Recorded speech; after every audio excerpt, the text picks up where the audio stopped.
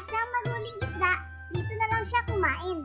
Shoutout day tayo ngayon at sasagutin din namin ang mga ilan sa mga tanong ninyo. Ang tanong na ito ay galing kay Mac Vincent Gaming.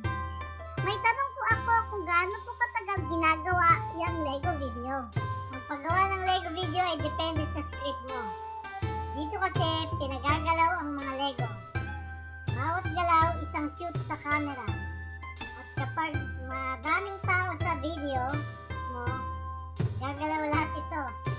Umaabot ng mga 20 hours na shoot at mga 15 hours na editing ang isang 3 minutes na video. Ang tanong naman ni Pepatun TV ay kung sino daw si Elmer. Si Elmer ay ang kapitbahay at kaibigan namin na mahilig mag-fishing. Shoutout para kina AMW Almost Wanted, Crafted Magma, Dark Droid 1. At para kina Eggs and Toys TV, John 2X, Luby Bocham, at kay Sir John. Salamat sa inyong panonood. Huwag kalimutan mag-subscribe, share, like, at mag-comment. Kapag may mga tanong kayo, isulat lang sa comment area.